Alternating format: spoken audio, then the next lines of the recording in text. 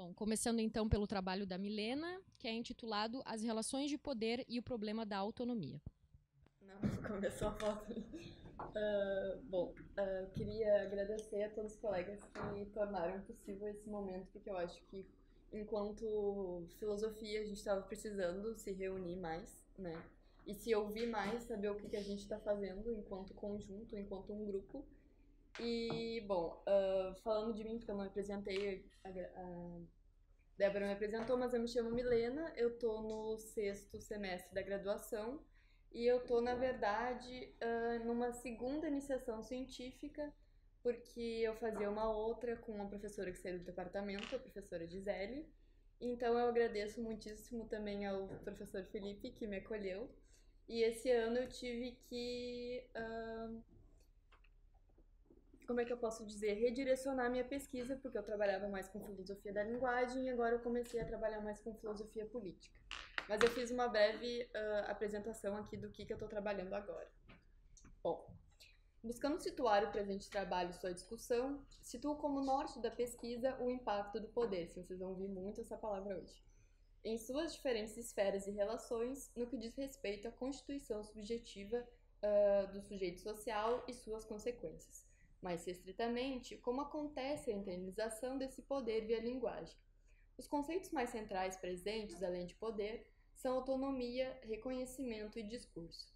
A partir de críticas realizadas pela filósofa contemporânea Amy Allen, como foi apresentado já pela Grazi, eu busco compreender as limitações apontadas por ela em Judith Butler, assim como possíveis soluções a partir da concepção discursiva de autonomia de Jürgen Habermas e seus intérpretes. A análise a seguir parte da leitura de determinados capítulos da obra intitulada The Politics of Ourselves, de 2008, da filósofa Amy Allen. Nesse livro, de modo geral, como a Grazi já apresentou, Allen parte de modo geral, ela busca analisar a seguinte questão: se o sujeito é constituído pelas relações de poder, como é possível uma autonomia, autocrítica e agência sem serem ilusões?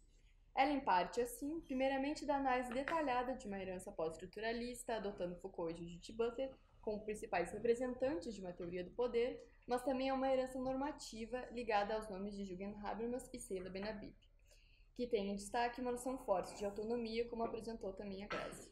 É importante destacar que, segundo Ellen, sem uma análise da subordinação, não é possível que a teoria crítica apresente um diagnóstico total das relações de poder real ao que se refere às análises de gênero, raça e sexualidade. É necessário também desenvolver uma explicação de autonomia, pois sem ela a teoria crítica não pode, a partir do diagnóstico, visionar uma transformação social. Desse modo, eu inicio a minha apresentação. Um dos capítulos do livro citado anteriormente, mais especificamente o Dependência, Subordination e Recognition, Butler on Subjection, é dedicado à análise da teoria da subjetivação de Judith Butler, mais especificamente aos desenvolvimentos contidos na obra The Psych-Life of Power, de 1997. Apesar da importância que Ellen atribui à teoria de Butler para a identificação e crítica das relações de poder, ela encontra dificuldades teóricas significativas, as quais estariam ligadas à questão da indiferenciação das noções de subordinação e dependência. Segundo Ellen, Butler constrói a subordinação do sujeito ligada ao poder de maneira que parece não haver espaço, pelo menos não de uma maneira satisfatória, para os propósitos de Ellen, para pensar a resistência do sujeito às normas. Desse modo, essa apresentação, com um objetivo mais restrito, se centrará em demonstrar qual a importância dessa distinção para Amy Allen e por que sua ausência na teoria da subjetivação de Butler seria um problema a ser teoricamente superado. É preciso, assim, fazer uma breve reconstituição da leitura que Allen faz da subjetivação em Butler.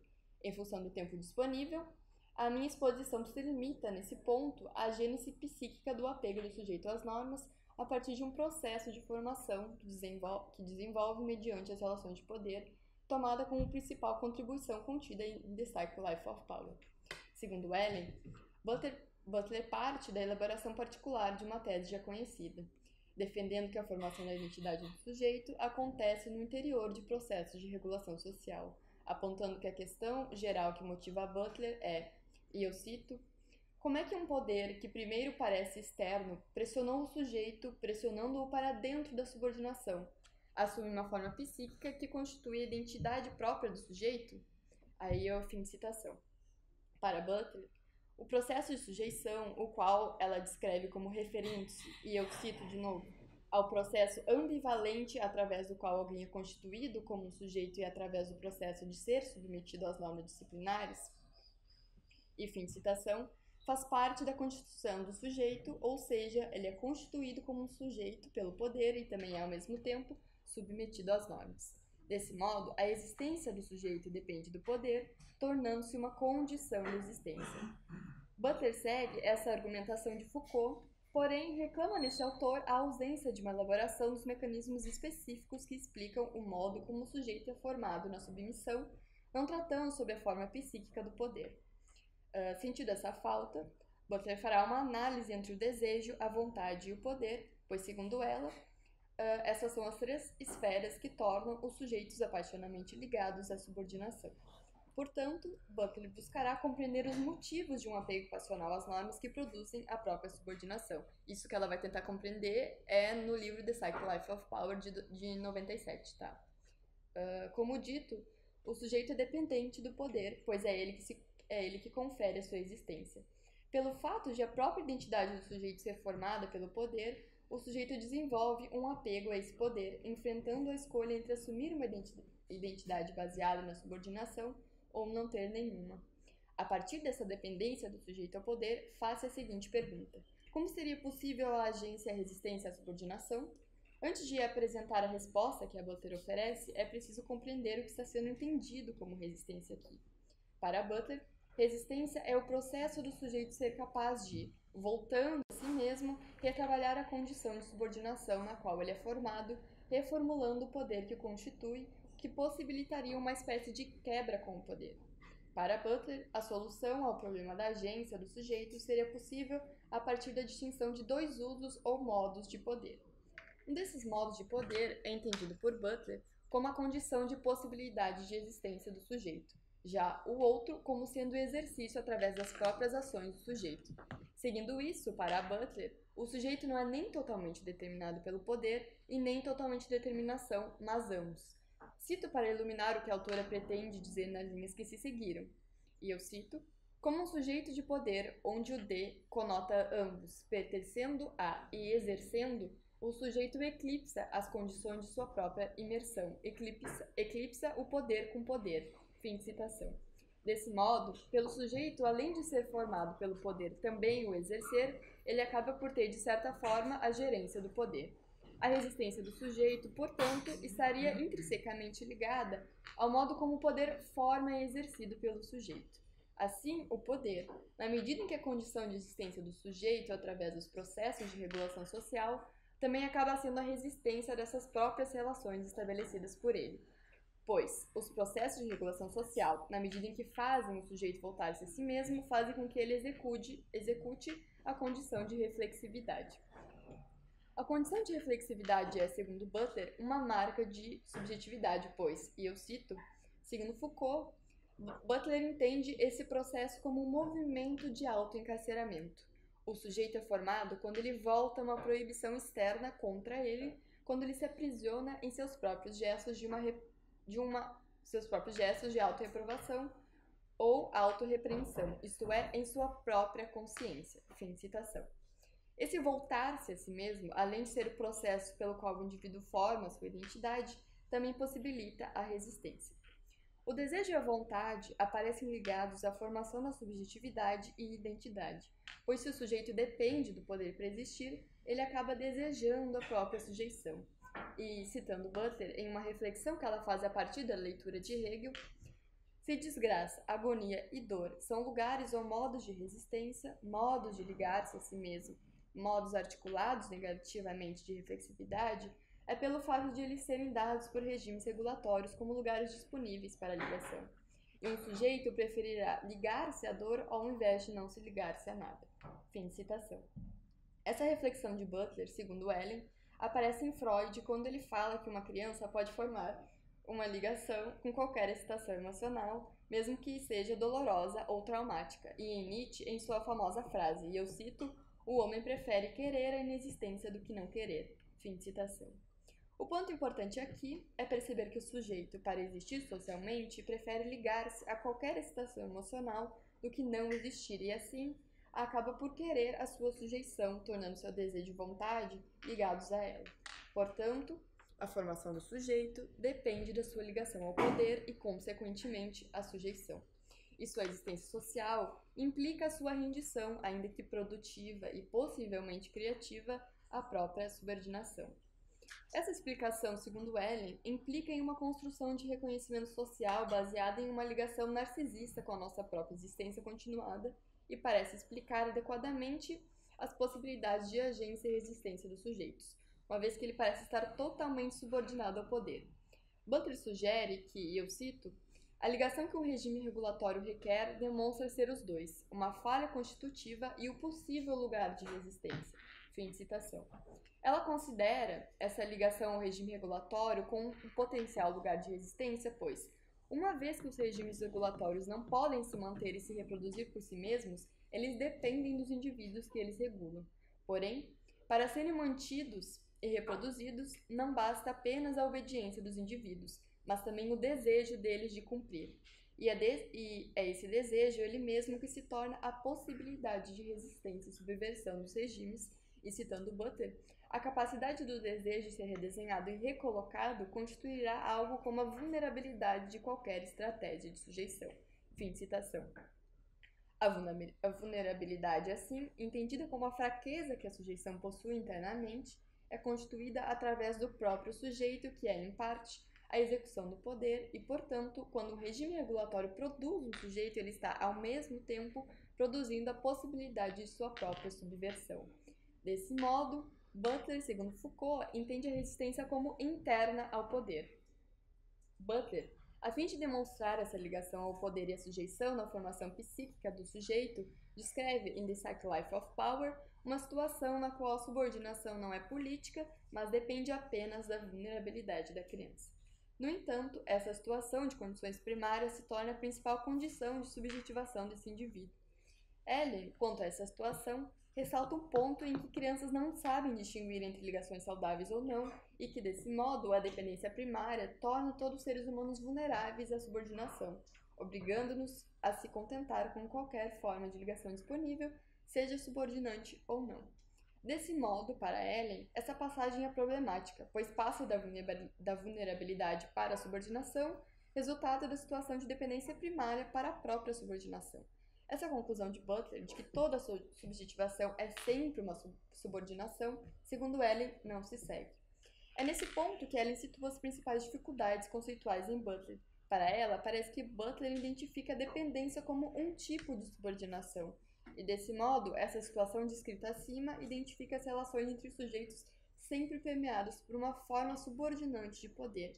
Assim, Butler, de certa forma, parece negar consequentemente a possibilidade de formas não subordinadas de apego ao outro, em seus próprios termos, formas não subordinadas de reconhecimento. Segundo Ellen, portanto, o próprio reconhecimento em Butler teria de ser admitido como uma forma de subordinação. O problema desse modo centra-se na dificuldade de Butler fazer uma distinção entre subordinação e dependência, pois à medida em que não há nenhuma forma de relação social que não seja baseada na sujeição, não há espaço para um reconhecimento mútuo. Essa noção de reconhecimento mútuo parece ser de grande importância para Ellen, na medida em que parece ser ela que possibilita o sujeito de, apesar de não poder escapar da relação com o outro para sua formação, poder ter uma autonomia na sua própria formação. Desse modo, o reconhecimento mútuo, diferente de um reconhecimento subordinante, possibilitaria o sujeito, apesar de precisar render-se às normas para existir a partir de seus próprios desejos e vontades. No entanto, não estando, portanto, de fato determinado pelo poder e podendo ser determinação dele. A não distinção, portanto, para Ellen, implica em não haver espaço para uma agência do sujeito que não seja totalmente controlada por sua formação no poder. Ellen concordará com a afirmação de Butler, segundo a qual o reconhecimento está ligado com o poder de muitos modos e que a realização de um estado de intersubjetividade humana que é completamente livre de relações de poder, sendo estruturado inteiramente pelo reconhecimento mútuo, é uma ilusão. Porém, ainda assim, Ela defende ainda ter espaço para o reconhecimento mútuo, pois a impossibilidade de erradicar as relações de poder do mundo não significa que toda relação social seja nada mais do que uma expressão do poder. Buscando oferecer uma possível solução para esse problema, Ellen, citando indiretamente Jessica Benjamin, diz que tal reconhecimento não implica em negar ou eliminar as diferenças. Reconhecer o outro não implica ver ele como eu. Ao invés disso, tal reconhecimento implica em reconhecer o outro na medida em que nós somos, ambos, totalmente únicos, sujeitos insubstituíveis. O reconhecimento real do outro implica ser capaz de perceber o comum através da diferença. Fim de citação.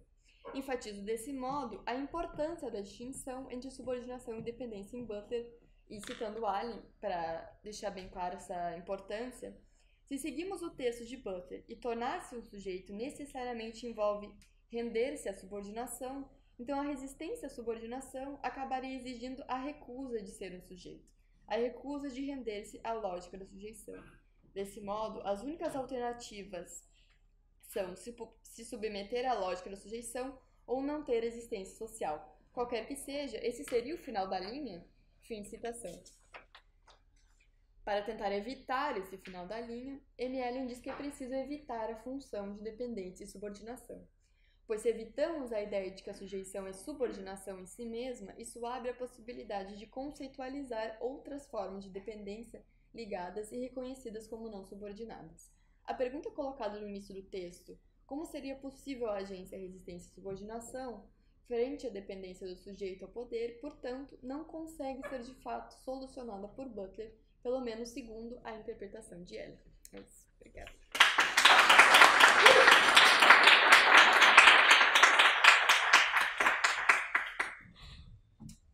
Bom, antes de passar para as perguntas, a gente vai ter a apresentação da Paula agora, sobre a educação pelas humanidades como fonte de resistência à instauração de regimes autoritários. Então, boa tarde, eu sou a Paula, eu estou no meu 7º semestre do bacharelado em filosofia e as minhas pesquisas elas estão mais no campo da filosofia da psicanálise, mas hoje esse trabalho vai num rumo um pouquinho diferente. Eu gostaria de agradecer também a oportunidade de estar aqui nessa mesa que é tão importante, né? Uma mesa sobre mulheres e filosofia, ainda mais nesse momento em que que se faz tão necessário nós, como mulheres e pesquisadoras, reafirmarmos as nossas vozes, as nossas pesquisas na filosofia, né? Então, para começar, o título do meu trabalho é Educação pelas Humanidades como fonte de resistência à instauração de regimes autoritários. O presente trabalho tem como objetivo geral apresentar, dentre os diversos tópicos que são contemplados na obra Not for Profit, Why Democracy Needs Humanities, publicada por Martha Nussbaum em 2010, uma análise do capítulo 3, Educar os Cidadãos, os Sentimentos Morais e Antimorais, no qual a autora delimita o escopo da verdadeira educação e faz uma análise a respeito dos problemas enfrentados durante o processo de ensino para a transformação de alunos com pensamento crítico. Com isso, o texto da Nussbaum será mesclado à análise de capítulos específicos da obra How Fascism Works, The Politics of Us and Them, publicada em 2018 por Jason Stone, no qual o autor se propõe a compreender, por meio de reflexões históricas, filosóficas, sociológicas e de teoria crítica de raça e de gênero, como se fortalecem os alicerces de movimentos ultranacionalistas, como o fascismo. Antes de começar o texto propriamente dito, eu gostaria de deixar claro que haveriam 3 possibilidades, no mínimo, de se ler a Nussbaum, né? Ou esses 2 textos em conjuntos. O que eu vou fazer aqui é reagir ao texto do Stone a partir de um texto da Nussbaum, o qual está preocupado com a educação pelas humanidades para a construção de uma cidadania e com o possível esvaziamento da democracia. O que eu proponho aqui é encontrar na Nussbaum uma agenda de resistência aos regimes autoritários. Por isso, o meu texto tem a construção que está sendo apresentada aqui. Os outros 2 métodos seriam, então, ou reconstruir em conjunto os textos da Nussbaum e do Stone e ver os pontos em comum deles, ou então reconstruir a Nussbaum e após reagir ao Stone. Esses métodos implicariam em uma reestruturação do texto e me permitiriam explicitar que a Nussbaum não está pensando em que a democracia vai terminar por causa de um ataque fascista, mas que, com o contexto histórico, há um modelo de educação que é criticado pela Nussbaum, o qual nós veremos ao longo do meu texto, qual é, que ocasionalmente pode desembocar um fenômeno de corte autoritário, proto-fascista ou, no mínimo, que contribuiria para a desconsolidação do Estado democrático. Mas ela não está necessariamente pensando que a democracia vai terminar por causa de um ataque fascista.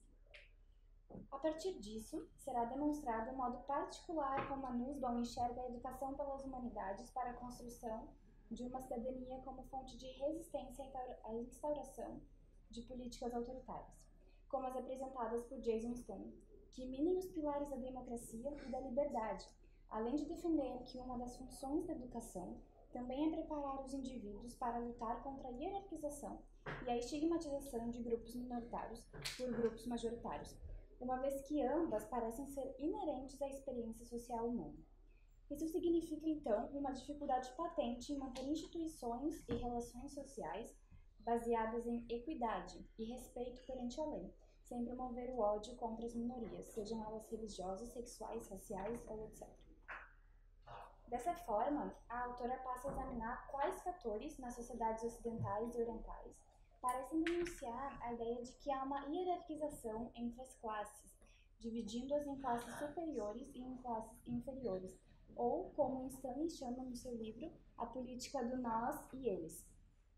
Stanley, então, retrata a noção de certa pureza social, demonstrando que, na ideologia fascista, quando há tempos de crise, o Estado reserva apoio para os membros da nação escolhida, ou seja, para o nós, e não para o eles.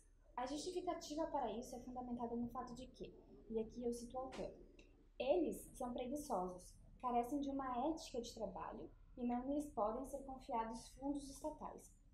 Além de que eles são criminosos e querem viver somente da generosidade do Estado. Fim de citação. Com efeito, esse modo de pensamento que estigmatiza e hierarquiza segmentos da sociedade tende a nos fazer julgar os sofrimentos de classes vistas como subclasses como sendo algo que eles próprios buscaram para si, por serem preguiçosos ou por serem pobres, uma vez que, segundo uma certa crença americana, pobreza atrai pobreza. Baseados nessa ideologia, os alemães nazistas retrataram o povo judeu como um povo preguiçoso, que só pensava em altos lucros, sem oferecer nenhum trabalho mental ou físico. Um povo no qual tinha por objetivo roubar o dinheiro de arianos trabalhadores. Todavia, esse povo só poderia, segundo a política fascista prega, ser curado da preguiça por meio do trabalho duro.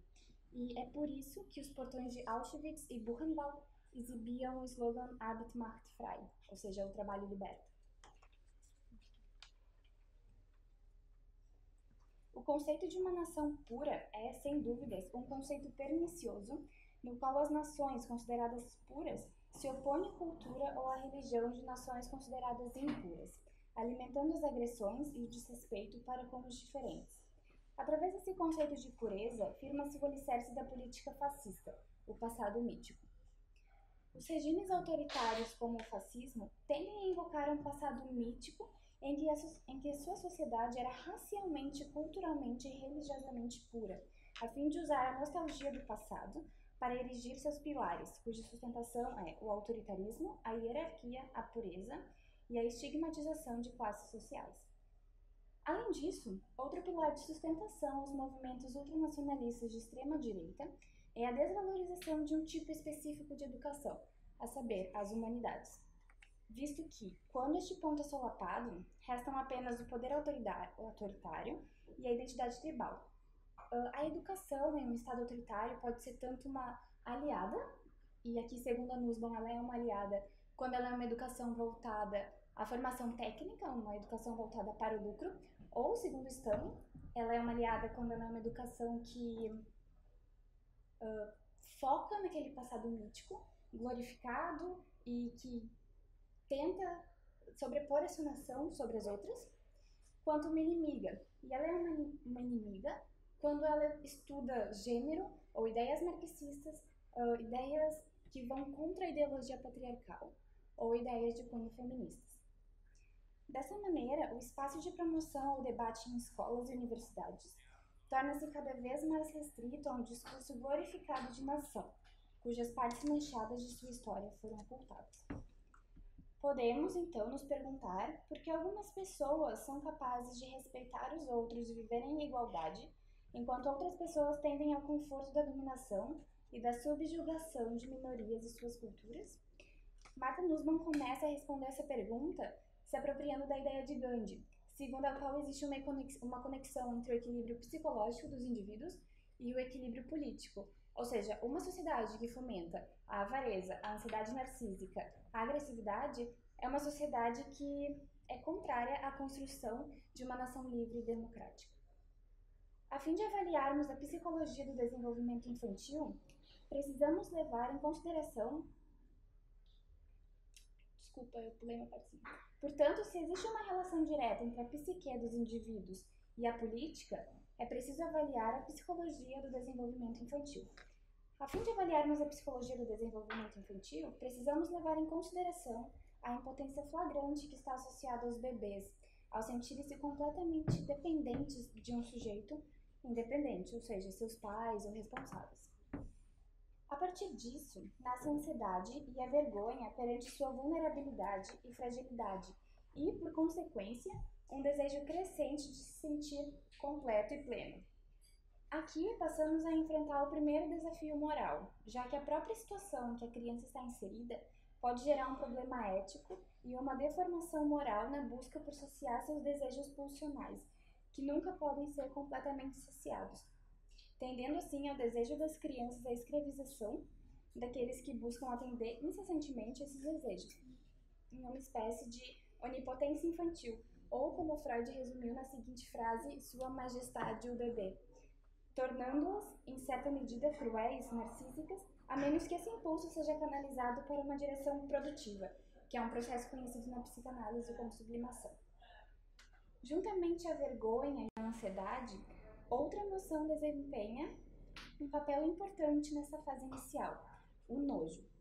Martha Nussbaum argumenta que, embora seja uma emoção natural e que tenha uma função evolutiva, também é um componente de aprendizado, uma vez que não sentimos nojo de fezes ou fluidos corporais até a fase de aprender a usar o banheiro, havendo então um espaço para o direcionamento do nojo. O problema se instaura então quando a sociedade torna esse nojo primitivo, que está associado a coisas muito básicas, a algo concreto, que seria o nojo aos grupos sociais. Os indivíduos estigmatizados como pertencentes a esses grupos são vistos como objetos de nojo, como criaturas patológicas. Os sujeitos que projetam o nojo em outros estão procurando realizar aquele desejo primordial de plenitude, afastando-se da ansiedade gerada por sua condição impotente, hierarquizando a sociedade entre aqueles que são puros e aqueles que são impuros, ou seja, eles constroem um nós imaculado, sem defeito, puro, e um eles manchados, dignos de nojo, impuros. Todavia, há como moldarmos o caráter de um sujeito desde sua infância, e, por consequência, suas atitudes de nojo e repúdio pelos outros. Esse trabalho é de responsabilidade primordial da família, em conjunto com o sistema escolar e com a sociedade como um todo, ao ensinar as crianças a lidarem com a ansiedade que sentem ao perceber sua própria vulnerabilidade, e ao perceberem que todos os seres humanos, sem exceção, são vulneráveis ou frágeis em alguma medida, e que essa vulnerabilidade não está associada à raça, classe social ou à orientação sexual. Com efeito, esse aprendizado culmina em as crianças entenderem que não há motivos para odiar ou repudiar alguém somente porque essa pessoa é diferente, mas sim entender que a empatia, a tolerância e a generosidade devem ser o alicerce dos convívios intersociais. Outro ponto relevante à teoria de Martha Nussbaum é a questão de que, conforme o amor e o respeito crescem pelos seres independentes que estão ao redor das crianças, junto deles nasce um sentimento de empatia, de se colocar no lugar dessas pessoas em determinadas circunstâncias. Além desses sentimentos tão nobres, surge também o sentimento de compaixão, o qual permite às crianças que sentimentos de culpa as acompanhem quando machucam alguém cuja preocupação lhes é verdadeira, fazendo desse modo que as crianças aprendam a controlar sua agressividade, a fim de não ferirem aqueles com quem se importam. Contudo, a autora argumenta que nem sempre a compaixão é a chave para que se possa educar pelas humanidades para a cidadania, uma vez que há a possibilidade de sequer sentirmos compaixão por pessoas que não conhecemos ou que julgamos inferiores a nós. Além disso, não seria de se espantar que pessoas aparentemente boas e compassivas, sendo brancas, não sentissem culpa nenhuma ao maltratar, machucar, humilhar ou desrespeitar pessoas negras, atitudes que julgariam ultrajantes se feitas a outras pessoas igualmente brancas. Sentimentos como esses demonstram um déficit de compaixão que novamente nos remete a sentimentos como o nojo e a vergonha, mediante a vulnerabilidade e a fragilidade. Esse conjunto de sentimentos perniciosos leva à desvalorização de determinadas classes e à estigmatização delas como desnecessárias, ou apenas necessárias para servirem às classes que se dizem superiores. Portanto, fica claro que se deve ir muito além de apenas cultivar a compaixão, pois que ela é passível de falhas, e aqui eu cito a autora: a compaixão não é suficiente para superar as forças da escravização e da subordinação, uma vez que a própria compaixão pode se tornar uma aliada do nojo e da vergonha, fortalecendo a solidariedade entre as elites e distanciando-as ainda mais dos subordinados. Fim de citação.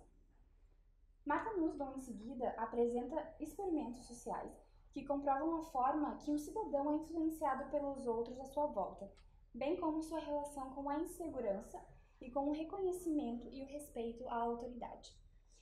Ela inicia citando o experimento de Stanley Milgram, no qual as cobaias estavam dispostas a deferir choques nos outros, mesmo que essas pessoas gritassem de dor, desde que o cientista dissesse que aquela era a atitude correta a ser tomada naquele momento.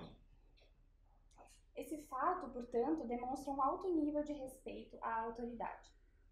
Assim, Nussbaum percebe que a submissão à autoridade é comum em uma dinâmica de grupos, já que o ego se protege da insegurança ao seguir um líder aparentemente invulnerável, provando, portanto, como essa pesquisa reafirma a tese inicial que a autora procura desenvolver a respeito da insegurança, da vergonha e do narcisismo.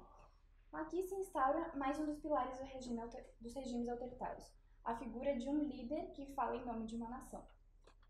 Aqui eu cito o Jason Stone. Numa sociedade fascista, o líder da nação é análogo ao pai da família, patriarcal tradicional. O líder é o pai da nação e sua força e poder são fonte de sua autoridade legal.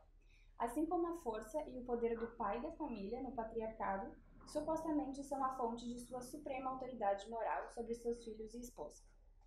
O líder provê a nação, assim como na família tradicional, o pai é o provedor. A autoridade do pai patriarcal deriva de sua força, e a força é o principal valor autoritário. Ao apresentar o passado da nação como um passado com uma estrutura familiar patriarcal, a política fascista conecta nostalgia a uma estrutura autoritária e hierárquica organizadora central, que encontra sua mais pura representação nessas normas. Fim de citação. A partir disso, pode-se notar um padrão de resultados que não se dão apenas pelos indivíduos em questão, mas também pelas circunstâncias nas quais estão inseridos. Mesmo pessoas consideravelmente de boa índole podem se comportar mal em possíveis cenários que pudessem trazer à tona a obscuridade do ser humano. Obscuridade essa que se mostra em forma de ódio, nojo e desprezo, respaldados por uma suposta autoridade. As desigualdades que são acentuadas entre os indivíduos, especialmente na educação básica, podem levar a situações de mau comportamento, caso as crianças sejam ensinadas desde muito pequenas que as diferenças são ameaças. Quando se enxerga as diferenças como um ataque pessoal perigoso, as desigualdades tendem a se tornar uma espécie de preconceito, gerando uma hierarquia e separando certos indivíduos como superiores e outros como inferiores. Uma visão não humanizada sobre um indivíduo dificulta a empatia e a possível compaixão por ele, pois isso leva a uma hierarquia e a uma ideia de superioridade com relação àquele indivíduo supostamente inferior, animalizado e marginalizado. Neste caso, a escola, a família e o círculo social devem procurar ensinar as crianças a manter o respeito mútuo, evitando qualquer ideia de superioridade, hierarquização, estigmatização e dominação de um ser para com o outro. Essa situação deve ocorrer em um ambiente que estimule a visão do outro como um ser igual, que compartilha direitos, responsabilidades, diferenças e vontades que devem ser respeitadas. Desse modo, a educação pelas humanidades para a cidadania dificulta a promoção de sentimentos como o ódio, o nojo e o desprezo, que são necessários ao enfraquecimento da democracia ou à instauração de possíveis regimes autoritários. Esse modelo de educação pelas humanidades é uma condição necessária para a manutenção de uma democracia forte, bem como uma fonte de resistência a líderes semidemocráticos, populistas ou até mesmo fascistas.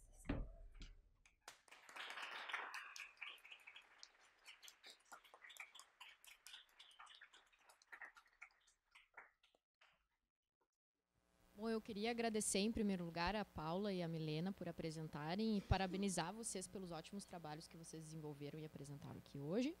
E então a gente está aberto para perguntas agora.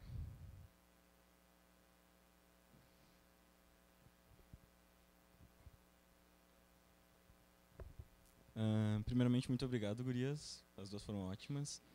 Eu pensei em muita coisa para perguntar, mas por questões de tempo eu acho que eu vou me ater mais a uma pergunta mesmo, e vai ser para Paula. E, assim, é uma pergunta dupla, na verdade. Eu não conheço a obra do Stanley, eu queria perguntar se ele próprio já sugere alguma coisa como os próprios métodos de resistência ao fascismo anterior a ele. No caso, numa sociedade democrática, como a gente pode manter ele à distância, basicamente.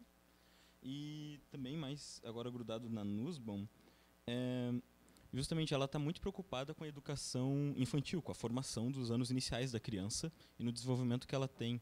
Mas se tu acha que esse mesmo desenvolvimento, essa mesma noção de uma escola para as humanidades, para cidadãos do mundo, deveria e poderia ser incentivada no ensino superior, por exemplo, aqui na universidade? Então, a primeira pergunta, a obra do Jason Stanley. Bom, um aparato geral da obra é uma obra que apresenta 10 pilares que levariam à instauração de regimes autoritários como o fascismo. O que ele apresenta, sim, é a educação mesmo como uma fonte de resistência.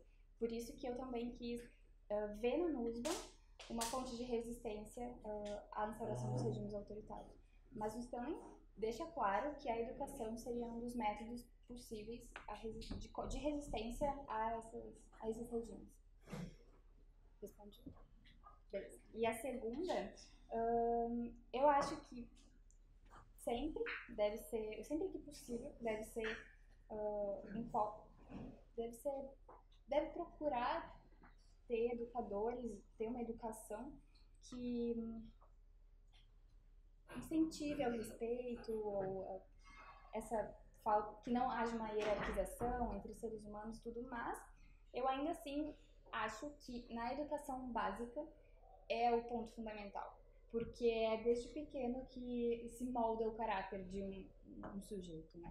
Então, se desde a educação básica, tanto as famílias quanto o sistema escolar e a sociedade focar nas crianças e ensinar elas a se afastarem dessa questão do nojo, do ódio, da estigmatização e hierarquização a grupos sociais, quando eles estiverem numa educação superior, talvez seja muito menos necessário esse tipo de educação, e ainda assim vai ser necessário para manter, mas talvez muitos problemas que nós vemos hoje em dia, como preconceitos, estigmatização, uma classe de superior a outra, seriam evitados, né? Se desde a infância fosse ensinado isso às crianças. Por isso que eu acho tão importante a educação básica nisso. Não que não seja importante nos outros, inclusive eu acho que mas eu realmente acho que a educação básica, que as crianças sendo ensinadas isso, fortalece o caráter delas a ponto de que não sejam ensinados, não cresçam sujeitos que possibilitem a instauração de regimes autoritários. É isso que a Nussbaum fala também, né? Que desde a educação básica é importante para que não se tornem sujeitos que possibilitem a instauração de regimes autoritários ou um esvaziamento da democracia, semidemocracias.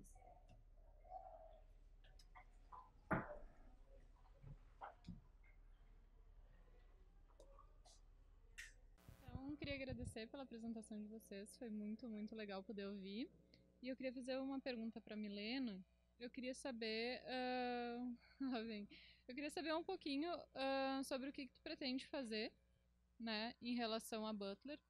Se tu continua investigando a Butler através do Psych Life of Power de 97, esmiuçando essas categorias de resistência, de reflexividade que podem ser encontradas nessa mesma obra, ou se tu pretende partir para as obras posteriores da Butler, que a gente tem uma virada ética e talvez uma noção de reconhecimento mais frutífera nessas obras posteriores, né? E eu acho que, pelo que eu conheço de ti, talvez tu abandone a Ellen, porque tu usa a Ellen como crítica da Butler e fique na Butler, né? Se eu estiver errada, tu pode me corrigir. Mas eu queria só ouvir um pouco sobre o que tu pretende fazer. Se tu pretende te apegar nessas duas categorias, assim, como categorias positivas para emancipação e para a saída da subordinação, ou se tu pretende agregar categorias desenvolvidas posteriormente pela autora.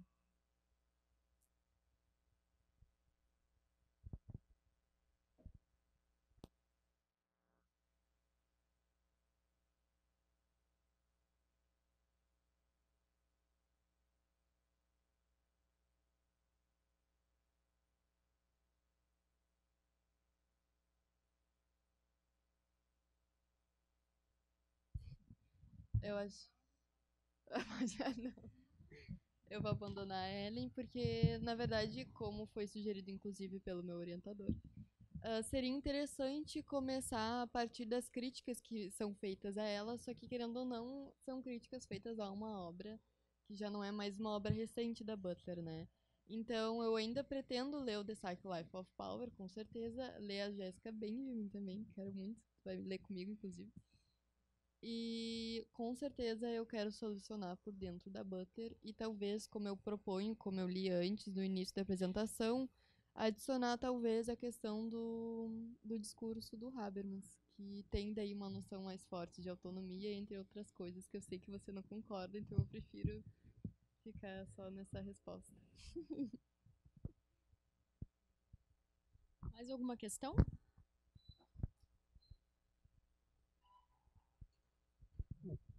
Obrigado, gurias, pela apresentação. Foi muito interessante, muito bom ouvir vocês. Eu queria fazer uma pergunta para a Milena, que é bem, bem simples, assim. E desculpa se parecer uma pergunta besta, mas eu só tenho um pouco de dificuldade, de entender o que é o sujeito nessa tua fala, assim. Para mim é muito abstrato. Falou tanto no reconhecimento mútuo e tudo mais, esse sujeito depende do poder para existir, né? Só queria que tu me explicasse melhor o que seria esse sujeito, quais são as especificidades desse sujeito. Mais ou menos essa pergunta, assim. Obrigado. Muito obrigada, Arthur, pela tua pergunta. É que precisa compreender que, na verdade, não existe um sujeito antes dessa formação e dessa regulação. Que como a Butler está descrevendo e como outros autores também descrevem, a sujeição ele é o processo de tornar-se sujeito.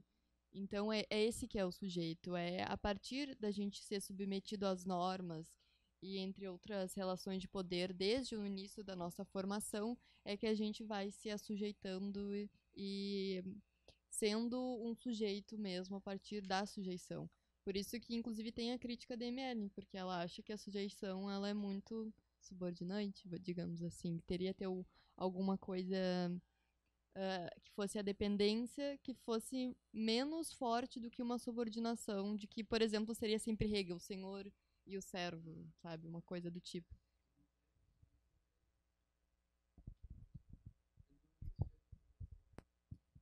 Sim, é que se a gente vai compreender as formulações políticas, né, de antes já, tem noções de pessoa, indivíduo, etc., que elas são apenas compostas depois de uma socialização ou de uma interação com o mundo e com os outros, né? Então, não sei se eu te respondo. Se eu respondo certo também. Mais alguma pergunta, gente? Bom, então é isso. Eu queria agradecer de novo às gurias pelo trabalho.